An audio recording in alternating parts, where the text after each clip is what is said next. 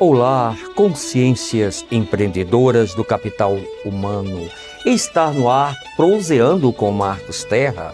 Hoje receberemos a psicóloga Neuza Maria. Falará um pouquinho sobre uma história de superação. Gratidão aos voluntários, às empresas cidadãs que apoiam este programa. Como sabemos, uma andorinha só não faz verão.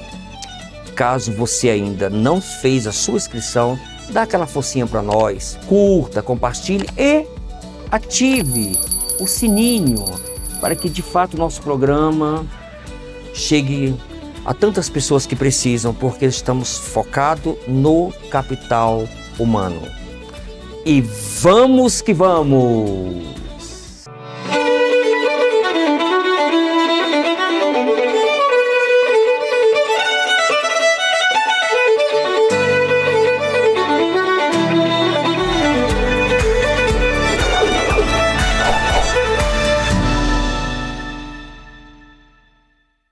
Olá, Neuza Maria. Gratidão por receber o nosso convite, comparecer aqui, falar um pouquinho da sua história, uma história de superação. E como definir a Neuza, psicóloga, ativista social, mãe, companheira, enfim, tantas coisas. Eu penso que quando a gente consegue encontrar uma causa além de si, a gente constrói e desconstrói toda uma cadeia de pensamentos. E dessa forma a gente consegue também fazer todas essas coisas ao mesmo tempo. Eu fico muito emocionado quando escuto os relatos, né, do trabalho de você enquanto ativista social, trabalhando com mulheres que estão na vulnerabilidade, violências, violência doméstica, crianças, abusos. E assim, eu fico imaginando como, né, tanto eu como alguns colegas que te conhecem, aliás, por intermédio deles eu te conheci, e como é que a Neuza Maria consegue superar tudo isso, tanta coisa, né? Mas conta um pouquinho da história da Neuza. É natural de qual estado? Eu sou aqui mesmo, de Brasília, e venho de uma família muito carente, né? Muito pobre. E eu percebi, eu sou da Ceilândia, que quando a gente morava em Ceilândia, na nossa adolescência, não tinha ninguém que fizesse por nós o que eu faço hoje em dia pelos jovens, pelas crianças, pelos idosos, pelos adultos. E eu percebo que isso faz uma diferença, e faz uma diferença muito grande. Então, perdemos muitos amigos para a violência. Infelizmente, a violência ela é estruturada e naquela época era como se fosse naturalizada. Então, nós passamos por muitas situações difíceis e todas essas situações eram tidas como normais. E hoje em dia já identifico, meu Deus, como é que eu consegui passar por isso? Como conseguimos passar por isso? Então, isso é o que me motiva, de alguma forma, a tocar a vida das pessoas e provocar uma ressignificação, falar, olha, acredita, vai dar certo, você pode ser melhor do que você é agora. Olha só. E a Ceilândia, Dona Coruja, a Ceilândia é a maior cidade satélite do Distrito Federal.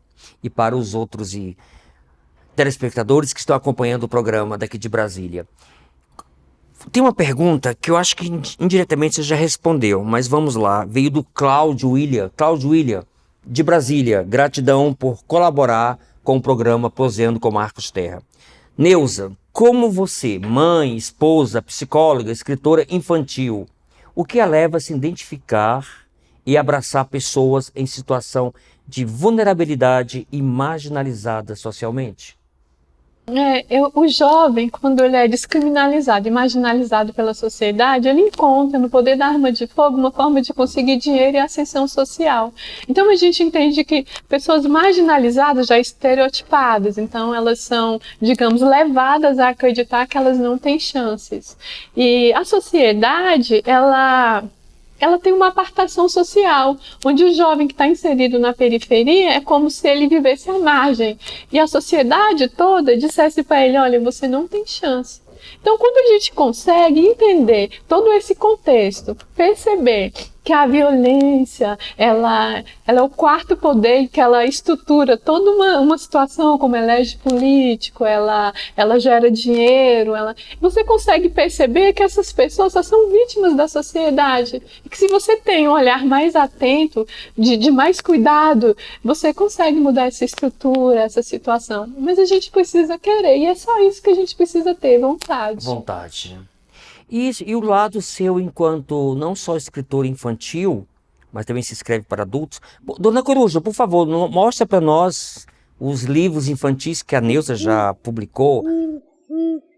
Olha, a Princesinha Negra. Fala um pouquinho desse livro para nós.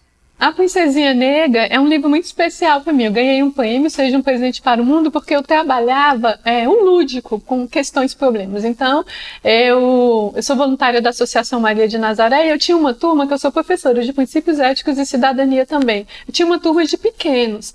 E eu fazia aquele atendimento uma semana trabalhando gratuitamente com essas famílias de risco, trabalhando valores éticos e morais, cidadania. E eu percebo que essa minha aluna, quando ela chegava na sala de aula, ela vinha com os cabelinhos coloridos, roupinha colorida, um meio amarela.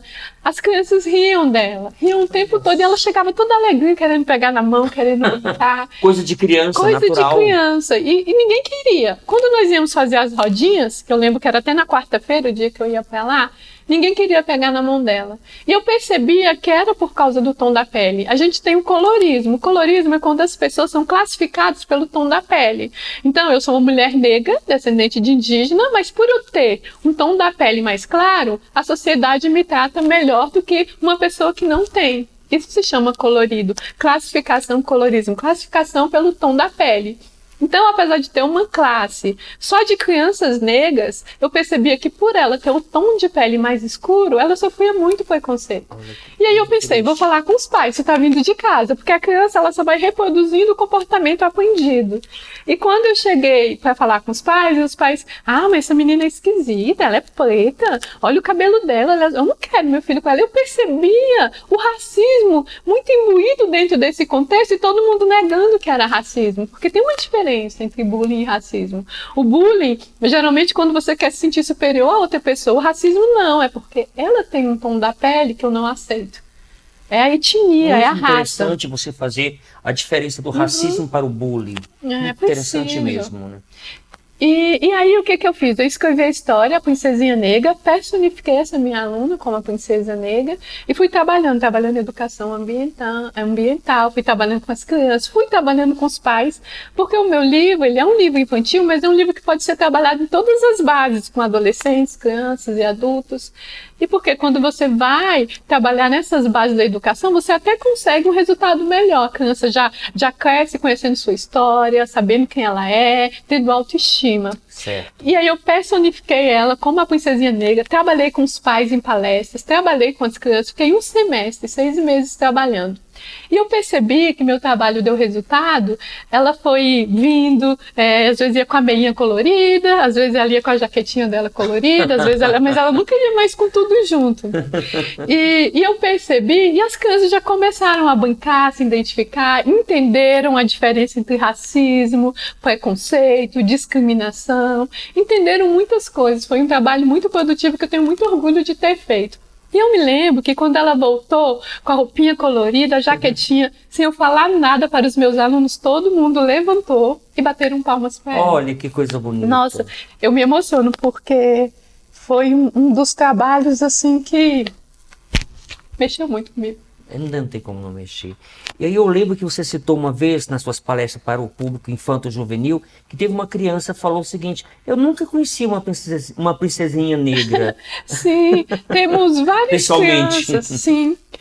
Temos várias crianças que falam isso, porque as princesas geralmente são as princesas da Disney, e são as princesas brancas, as Barbies brancas, porque ser negro é ser feio. Ser negro é ser excluído. Ser negro é ser marginalizado. Ser negro não é você ser visto como cidadão. Infelizmente, há o racismo estrutural. O racismo estrutural, ele colocou todas essas questões desde a base. A criança ninguém quer ser negro. As pessoas querem ser brancas. Quando eu vou fazer um trabalho nas escolas, eu sempre entro e falo assim, quem se considera negro, vem para esse lado. Quem se considera branco, vem para esse lado. Ninguém vai para o lado de quem se considera negro. E um país que é o segundo maior país do mundo em população negra, só perde para a Nigéria. Como nós poderíamos ser brancos? Negar. Não podemos negar nossa raça. Neuza, eu me preocupo muito quando nós somos formadores de opiniões e temos acesso à mídia, seja por livros impressos, vídeos, etc. A personagem, o Cascão, do Maurício de Souza. Sim. Por que o Cascão tem que ser sujo, tem que ser uma criança negra? Assim, será que o criador, o Maurício de Souza, ele deixou ser levado por esse, ou vou chamar como fala Carl Jung, o inconsciente coletivo, de criar um estereótipo para o Cascão? O Cascão podia ser uma criança que cuida da higiene. Por que tinha que ser uma criança negra? Eu me questiono isso. Se isso não é uma cultura de você estar retroalimentando o preconceito. Da mesma forma como foi muito criticado Monteiro Lobato, ao criar a personagem de Jeca Tatu. E Monteiro Lobato fica até mais fácil entender do que o Maurício de Souza, porque ele herdou no interior a fazenda do avô, e quando ele chegou para cuidar, para gerenciar, ele percebeu que o homem da roça, né, o homem do campo, era preguiçoso e tudo, custoso.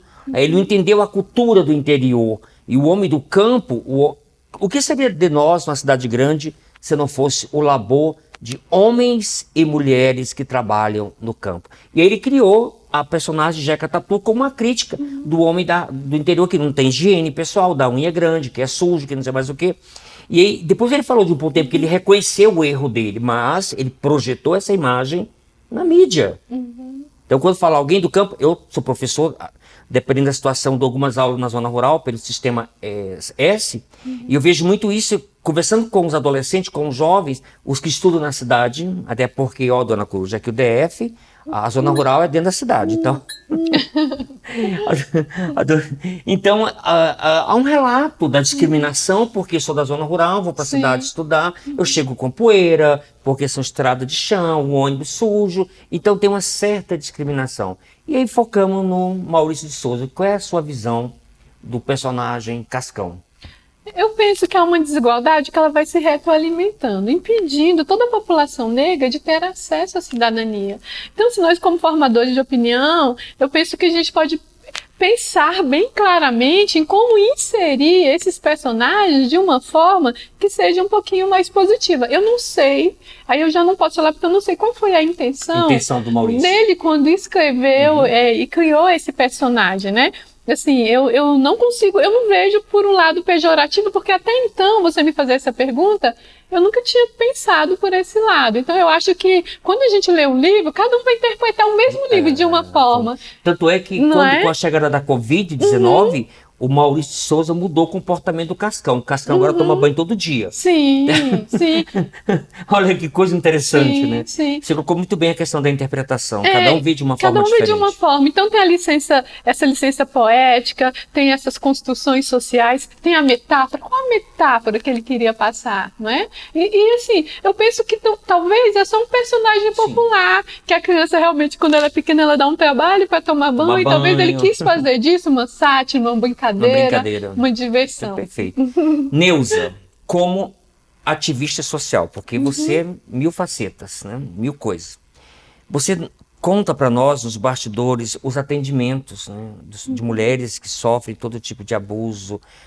Eu lembrei de um caso que você citou, de atender simultaneamente a mãe, depois entrou o adolescente. Conta para nós o quanto é que ele mexeu contigo, né, da questão do preconceito dentro do próprio núcleo família de aceitação da condição do adolescente.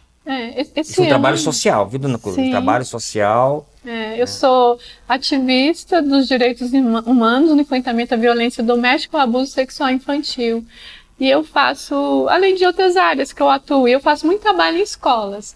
Então, esse ano, durante a pandemia, eu fui trabalhar em um lugar da Estrutural, E nesse lugar da estrutural eu estava assistindo algumas famílias, e aí eu tive uma dificuldade muito grande, porque tinha um jovem que ele tinha orientação sexual que não era heteronormativa, essa que a sociedade impõe. Mas ele é só um jovem, só um adolescente. E por ser assim, eu percebi que ele sofria muito preconceito dentro de casa, inclusive situações de violência sexual mesmo, relacionados a membros da família. Ele não conseguia encontrar ajuda, ele não conseguia encontrar proteção. Era o padrasto que abusava dele? Assim, eu não me lembro diretamente, mas era um membro da família. Né? E eu percebo que eu fui pedir ajuda para a mãe, fomos conversar, ele me pediu para intervir, e a mãe foi muito agressiva com ele, muito agressiva, assim, a ponto de você pensar, como é que eu vou resolver essa situação? Porque que não tem como deixar mais essa pessoa aqui.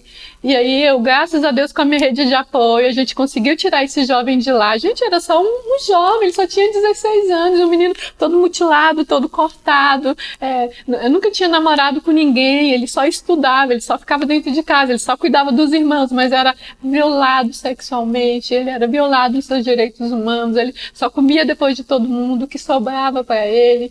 E aí eu consegui, com uma rede de apoio, nós conseguimos lugar para ele ficar, conseguimos roupas, conseguimos escola, conseguimos inserir no mercado de trabalho e conseguimos o dinheiro para ele ir para lá onde a gente já tinha conseguido tudo isso. E quando você conversou com a mãe da possibilidade dele ser homossexual, a mãe não aceitou e acho que até agrediu, chamou o garoto e agrediu. A mãe falou que ele era uma aberração, que ela preferia vê-lo morto do que vê-lo nessa condição, que ela não aceitava, para ele ficar lá, ele tinha que ser homem, que ela colocou no mundo um filho homem. Olha só, que visão reducionista. Como algumas mães, que na verdade são vítimas da própria geração de preconceito que já recebeu dos familiares, preferem um bandido na família do que um homossexual. Ela falou que preferia vê-lo morto, na verdade. Né? Morto. É muito triste. Triste e você, demais. enquanto psicóloga, ativista social, como é que isso mexe, afeta você emocionalmente? Nossa, situações ou vira rotina no meio da violência? Não pode virar rotina. Quando vira rotina, você não consegue se sensibilizar, você fica no automático, então tá errado. A gente não pode deixar normal. Em relação à Princesinha Negra, que eu me emocionei, porque eu achei muito bonito aquelas crianças tão pequenas entenderem isso e verem o belo naquela criança. E eu percebo que a criança ela vai reproduzir um comportamento aprendido. Quando ela aprende aquele comportamento, ela vai reproduzir. Então, de onde vinha o preconceito? De onde vinha o racismo? E foi um trabalho muito legal aquele, porque eu ganhei prêmios, meu livro foi para a França, meu livro foi para a África, está na 2ª edição. Eu faço muitos trabalhos com ele, ele já está inserido em todos os lugares. E isso é muito bacana, você, através de uma história de vida real. Eu acho que o escritor, ele nunca deve escrever por escrever. Ele sempre tem que provocar uma reflexão. Quando você provoca essa reflexão, você também provoca mudança. Em relação ao caso da estrutural, eu ainda acompanho esse jovem, sabe, tenho boas notícias, mas eu percebo que psicologicamente ele ficou muito abalado. Tanto que ele não se sente pertencente a lugar nenhum. Nem agora, no lugar que ele está, ele não se sente pertencente. E eu, como ser humano, tem dias que eu volto para casa e penso, meu Deus, né? E o que eu vou fazer com isso? Que a gente se abala, a gente se sensibiliza. E como psicóloga, ativista dos direitos humanos, é muito difícil para mim saber que em pleno século XXI, as pessoas não conseguem ter empatia, olhar para o outro e respeitá-lo, vê-lo como ser integral. Respeitar a diversidade. Exato, é importante, gente. Sim. Ninguém é igual a ninguém. Se eu, como mulher, não respeitar a singularidade de outras mulheres, eu vou estar oprimindo. Eu sou uma mulher que falo sobre mulheres, mas eu falo do lugar que eu ocupo, tendo consciência se ele é ou não um lugar de privilégio. Eu sei que é um lugar de privilégio. Se eu olho para mulheres como universal, eu vou oprimir, porque tem a mulher trans, tem a mulher cis, que sou eu, tem a mulher trabalhadora rural, tem a mulher com deficiência, tem a mulher negra, tem a mulher indígena. Se eu vou olhar para todas elas como igual, eu vou oprimir. Padronizando, não tem como. Tem a singularidade que precisa ser respeitada. Muito bem, Neuza. Neuza, a última pergunta, segunda pergunta e última. Tive a oportunidade de acompanhar um momento grande de emoção na sua carreira profissional. Quando você foi convidada a fazer a palestra na OAB, Sua alegria era contagiante, pois você mencionou sua história, o fato de ter crescido e vivido na periferia. Poderia falar da experiência na OAB em outros órgãos de representatividade nacional? Quem mandou essa pergunta foi a Cleusa de Brasília. Cleusa, gratidão pela sua participação aqui no programa. E agora a Neuza falando dessa experiência na OAB, uma das maiores instâncias representativas do país, como reconhecimento. A OAB, eu sou membro da Comissão da Igualdade Racial, onde a gente faz um trabalho contra o racismo, contra o preconceito, deixando claro que o racismo, o preconceito e a discriminação, elas são diferentes. O racismo é quando é uma crença que a sua etnia é superior à outra, né? O preconceito é uma ideia pré-concebida que se manifesta em um ato discriminatório. Tem uma ideia pré-concebida do que você é. Mas é uma ideia, não sei se você é assim de verdade. E a discriminação é a ação, é quando, por causa desse preconceito, eu te destituo do direito de frequentar algum lugar, por exemplo, né? Então a gente faz esse trabalho, e é um trabalho que a gente já conseguiu alcançar mais de 20 mil pessoas, porque eu já fui em várias escolas representando a Comissão da Igualdade Racial, fazendo esse trabalho. E é importante, eu achei bom ser convidada. Eu sou uma psicóloga, não sou uma advogada. Meu trabalho é bem respeitado, graças a Deus. Fora isso, também esse ano eu já fiz muitas coisas legais. Nós criamos o www.eumeprotejo.com, que ganhou o principal prêmio de direitos humanos, o Neide Castanha. Patrícia Almeida é autora, sou coautora junto com ela. Temos mais 50 especialistas do Brasil e do exterior dentro desse projeto. Projeto Renascer, que trabalha contra a violência doméstica. Esse ano nós fizemos muitas coisas legais. O senhor mesmo participou conosco do projeto de enfrentamento à saúde mental com os professores da rede pública. Sim, que experiência fantástica. Foi uma experiência muito bacana, não é? Dona Coruja, ela só me chama de senhor, não adianta. Brincadeira. Temos também, esse ano também fiz uma parceria com o pessoal de São Paulo, dando aula para a USP, promotores, delegados de polícia, toda a rede de São Paulo. Então achei muito bacana eles me convidarem, a gente fazer essa parceria. Palestras, assim, são muitas em todos os órgãos. Então, todas as faculdades, Ministério Público, Rede Pública de Ensino, também a Rede SUS de Saúde, por todos esses lugares eu já passei dando palestra, contribuindo com o meu trabalho, e também fui convidada para o meu primeiro evento internacional, que foi muito bacana também. Então, assim, eu penso que quando você constrói um trabalho pensando no coletivo, esse trabalho ele consegue. Agora, quando você faz um trabalho pensando em tirar vantagem daquilo, daquele tema, daquela estrutura, aí eu acho lamentável. É complicado. Olha só, a pergunta para a gente fechar com chave de ouro. Porque telespectadores já perceberam que essa mulher é Mulher Maravilha, é mulher guerreira, é tudo. Como é, Neuza, que você consegue ter tempo para o seu companheiro, estrutura a família, filhos, né? Porque eu até brinco, fazer filho é muito fácil, educar é outra história. Mas como é que você consegue? E um conselho para outras mulheres igual você, que tem tantas funções. Tanto é que eu teve um evento que eu participei, que ela me convidou, e desde o início do evento ela falou, pastor, eu falei, Neuza, eu não sou pastor. Porque ela saiu de uma reunião. É tanta coisa na cabeça da Neuza que ela só chamava de pastor. Eu falei, eu não sou pastor. Mas na brincadeira, porque eu entendo o que passa na cabeça da Neuza. É muita informação. Mas o lar, o abençoado lar, que é esse cantinho de recolhimento, com meio de tantas funções que você desenvolve, como é que você consegue conciliar o dia para a família, para o companheiro? Sim, a gente tenta. Albert Einstein ele tem uma frase que é muito interessante. O que fazemos por nós mesmos morre conosco. O que fazemos pelos outros e pelo mundo é imortal e permanece. Né? Então, quando a gente faz pensando no coletivo, a gente consegue. Eu penso que se você que está me ouvindo tem um tempinho, 1 hora por semana, para doar para alguém, isso vai fazer uma diferença tão grande na sua vida, vai curar suas doenças, vai fazer você se sentir importante, vai projetar novos rumos para a sua vida, porque você vai querer aprender para compartilhar.